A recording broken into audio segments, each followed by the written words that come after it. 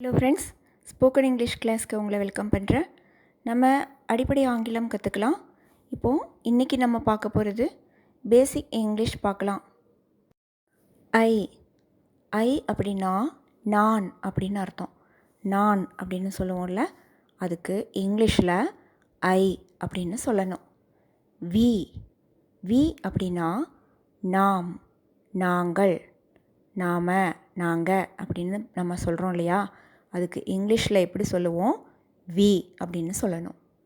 You you அப்படின்னா நீ, நீங்கள் அப்படின்னு அர்த்தம். தமிழில் தான் நம்ம விட சின்னவங்களாக இருக்கிறவங்கள நீ அப்படின்னு தான் பேசுவோம், உரிமையில் பேசுவோம். நம்மளை விட பெரியவங்களாக இருக்காங்கன்னா நீங்கள் அப்படின்னு சொல்லுவோம். ஆனால் இங்கிலீஷ் பொறுத்த வரைக்கும் நீங்கிறக்கும் யூ தான், நீங்கள் அப்படிங்கிறக்கும் யூ தான். யூ அப்படின்னா நீ, நீங்கள். ஹீ அப்படின்னா அவன், அவர் அப்படின்னு அர்த்தம். ஹீ அப்படின்னா ஒரே ஒருத்தரை தான் குறிக்கும், அதுவும் ஆணை தான் குறிக்கும். இப்போ ஒரு சின்ன பையன் இருக்கான் அப்படின்னா அவனை நம்ம சொல்லும்போது அவன் அப்படின்னு சொல்லுவோம். ஹீ இஸ் அ பாய் அப்படின்னு சொல்லுவோம், அவன் ஒரு பையன். அப்போது ஹீ அப்படிங்கிறது அவன் அப்படிங்கிறத சொல்லும். நம்மளை விட சின்ன வயசில் இருக்கிறவங்கள நம்ம ஹீ அப்படின்னு பேசும்போது அவன் அப்படின்னு அர்த்தம்.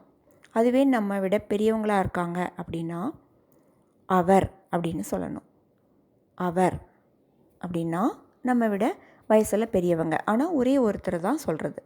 அவன்னாலும் சரி, அவர் அப்படின்னாலும் சரி, இங்கிலீஷில் ஹீ அப்படின்னு தான் சொல்லுவோம். ஹீ அப்படிங்கிறது ஒரே ஒரு ஆணை குறிக்கக்கூடியது. ஷீ அப்படின்னா அவள், அவர், ஒரே ஒரு ஆணை குறிக்கிறது ஹீ அப்படின்னு பார்த்தோம். இதுவே ஒரு பெண்ணாக இருக்காங்க, ஒரு கேர்ளாக இருக்கா, இல்லை ஒரு உமனாக இருக்காங்க அப்படின்னா அவங்கள நம்ம எப்படி சொல்லுவோம்? ஷீ. அவங்க பேருக்கு பதிலாக நம்ம அவங்கள சொல்லும்போது அவள் ஒரு சிறுமி, அவள் ஒரு பெண் அப்படின்லாம் சொல்லும்போது ஷீ அப்படின்னு தான் யூஸ் பண்ணுவோம். ஷீ அப்படின்னா அவள், அவர். இப்போ நம்ம விட சின்ன பொண்ணாக இருக்காங்க அப்படின்னா நம்ம அவள் அப்படின்னு சொல்லுவோம் இல்லையா, அதுக்கும் ஷீ தான். நம்ம விட பெரியவங்களாக இருக்காங்க ஒரு லேடி, அவங்கள சொல்லும்போதும் நம்ம ஷீ அப்படிங்கிற வேர்டு தான் யூஸ் பண்ணுவோம். She is my teacher. அவள் என்னுடைய ஆசிரியை அப்படின்னு சொல்ல மாட்டோம்ல, அவர் என்னுடைய ஆசிரியை, அதுக்கும் ஷீ தான். ஷீ அப்படின்னா அவள், அவர், ரெண்டுக்குமே ஷீ தான். ஷீங்கிறது யாரை குறிக்கும்? ஒரு பெண்ணை குறிக்கக்கூடியது. அதாவது ஒரு கேர்ளாக இருக்கலாம், இல்லை ஒரு பெண்ணாக இருக்கலாம். ஸோ அவங்கள தான் நம்ம ஷீ அப்படிங்கிற வேர்டால் குறிப்போம், ஒரே ஒருத்தரை குறிக்கக்கூடியது. இட் அப்படின்னா அது அப்படின்னு அர்த்தம். இட் அப்படின்னா என்ன அர்த்தம்? அது. இட் இஸ் அ பேர்டு, அது ஒரு பறவை. இட் இஸ் அ பீகாக், அது ஒரு மயில். இட் இஸ் அ ட்ரீ, அது ஒரு மரம் அப்படின்னு சொல்லும்போது நம்ம இட் அப்படிங்கிற வேர்டு யூஸ் பண்ணுவோம். அது அப்படிங்கிறதுக்கு நம்ம இங்கிலீஷில் இட் அப்படின்னு சொல்லுவோம். தே தே தே அப்படின்னா அவர்கள், அவைகள்.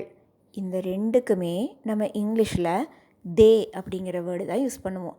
அவர்கள் அப்படின்னு சொல்லுவோம் இல்லையா, அவர்கள் என்னுடைய மாணவர்கள். தே ஆர் மை ஸ்டூடெண்ட்ஸ் அப்படின்னு சொல்கிறது. தே, இந்த இடத்துல தேங்கிறது அவர்கள் அப்படிங்கிற மீனிங்கில் வந்திருக்கு. இப்போ பேர்ட்ஸ் எல்லாம் பறந்துட்டுருக்கு. நம்ம பறவைகள் பறக்கின்றன அப்படின்னு சொல்லுவோம், அவைகள் பறக்கின்றன அப்படின்னு சொல்கிறோன்னா தே ஆர் ஃப்ளையிங் அப்படின்னு சொல்லலாம்.